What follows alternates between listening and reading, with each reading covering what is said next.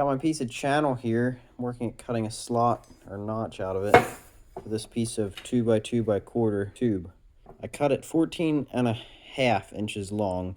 The hole was 4 inches off the end. I don't know if those are good dimensions or not, but that's what I did. We're gonna see how it works. Oh, that's disappointing. There we go, that's better. Now I need to taper that end off, I guess. Beautiful. Got some end caps welded on, 1/4 inch. I got parts cut out to make a fairlead mount. Alright, got some D-rings on here. On the back. Didn't bolt this fast because my bolts are too long. To get the D-ring to clear underneath here, you have to keep this up a little bit higher than I would like. So it's gonna be, the wire's gonna be running on the bottom roller decently hard when you're on the last wrap, but that should be fine because most of the time, like when you're pulling the hardest, it's not gonna be in the last wrap, it's gonna be up higher. So I don't know, it should be all right. Gonna get some paint on it here and we'll put it together for good. Got some good Sears Best polyurethane satin flat black enamel on there. I'm sure this stuff is older than I am. It's amazing it still works. There you go. I got these little remote control things. Have a little remote with it off AliExpress. It's like 10 bucks or something. But I was looking at this box and it's made perfectly for this. Like, I can't ask for much more than that. Now I just need to wire it in. So it turns out I was doing everything wrong, and it's probably a miracle that I didn't fry the thing. It turns out to run one way, you're supposed to have these two connected, grounded to the winch body, and put power here, like this. Whoa. Like that. Then to run the other way, you switch this jumper on these two and put power here to run the other way. It's really simple how it works, actually. This is power coming in, and when that gets connected to one of these terminals, it'll connect these 4 wires. Either these two and these two will be connected, or these two and these two will be connected. So power coming in is going to go to one of these, and then the other 2 of these are going to be connected. So if power comes in here and it sends it out this one, then these 2 are going to be connected on the other 2 terminals. Hopefully that made some sense. So all you have to do is connect power and one of the signal terminals, and you can run it one way or the other. So you can just, I'm going to put a toggle switch inside of the box, and we're going to have that wireless remote, and I'll probably just leave this in because it's not bothering me any. So I'm really glad I put a fuse in. That saved this board, I believe. The problem is that when these outputs are off, it ties them to ground. So either they're tied to power in or they're tied to ground. So what I had to do is all the logic level stuff pulls power from up top here, right under the terminal block. And then over here it comes across, and the relays pull power from, or pull ground, I guess, from right here. So I just cut this trace right there so the relays aren't getting any ground. So now, if we try this thing, so I guess what was happening before is this thing was shorting the inputs, or the outputs here to ground, so these were always shorted to ground. So when I tried to run, it worked great as long as I was using that, because it would just pull them high instead of to ground. The problem was when I tried to use this, I essentially was shorting power and ground and blowing the fuse. So if we try it now, we have nothing. What? Okay, I think I finally got this figured out.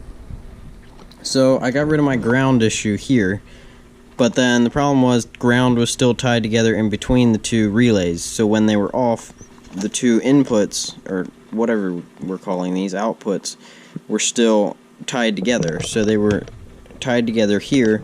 So when it was fine with that remote still, but when you tried to run this remote, it would try and run both directions, so it would just click around a little bit and wouldn't do anything. So what I did is I found out the trace. So this trace goes across here in the middle, kind of, on the other side. So I just reached down in between the two relays with my knife and cut the trace until I didn't have a continuity in between here, and I am really hoping that that works. So that's good. That's good. That's good. Awesome. That's what we want. Remote programming. So a new remote, right out of the bag, doesn't do anything. So with this one, and these are all a little different I think, but with this one you push the learning button once, then you push A and B, and then it works. So I got some battery cables from PolePal solar lighting. I wasn't even sure if they were legit at first because it seemed a little sus that they had lighting stuff and then they had jumper cables. Like, I didn't see the connection between just solar lighting and then they had these jumper cables. But anyway, they're actually really cool company. They're based in the United States. They sent me like a knife and gardening gloves. I'm not quite sure, but I like the thought. Yeah, PolePalUSA.com. Check them out. Really good prices. $120, $130. Might not even been that. I don't remember. For 40 foot of jumper cable, 2 gauge, I believe, red and black together. 2 alligator clamps and something like 4 of these guys. Crimps. So, got to figure out lengths, how I'm wiring this up. But the idea is have a plug like this on the winch. I need to decide how long and whatnot. Have a plug like that on the winch. Then have a plug like that on the end of jumper of alligator clips. D-rings I got from MyT Products. These are 5/8. Got some clavicles, 7/8. I wanted some 3/4 ones, but they're out of stock. So I got 7/8. These are what? I'm not sure how to interpret that, but whatever that means. 6.5 ton. I'm an idiot. Yeah, really good prices, really good company. Check them out.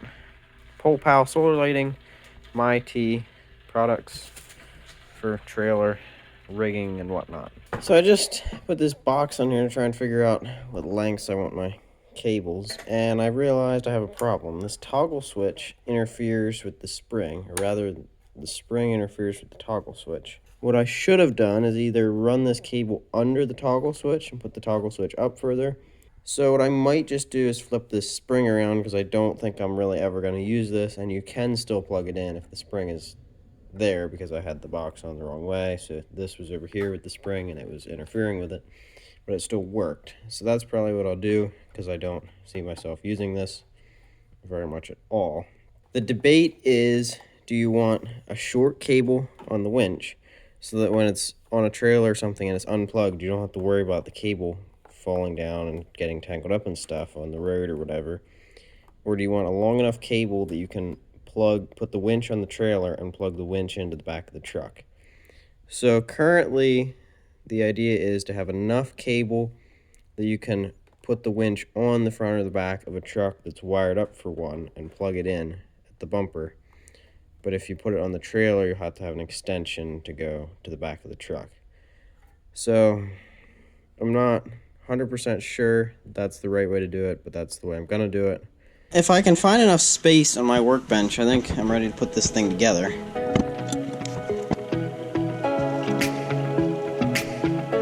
The dimensions for these holes are 10 inches between these two and 4.49 between these two.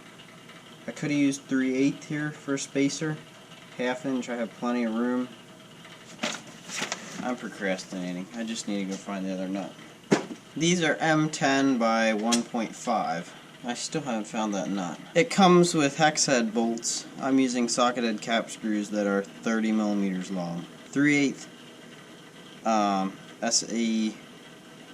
These might be machine washers or something. They're a little thicker than usual. Hi-ya!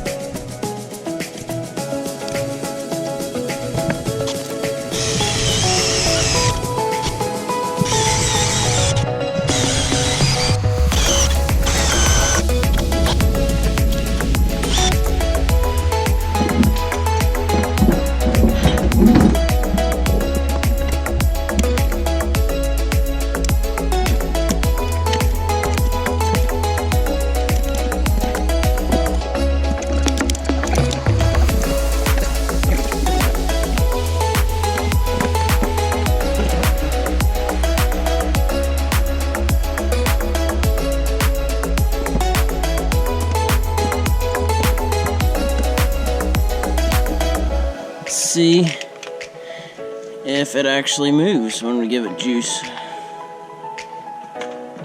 Got lights.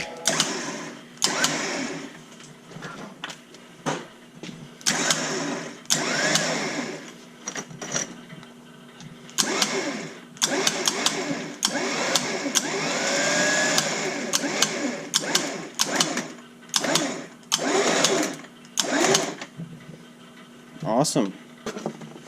Just plop this cover on, and we should be about good to go.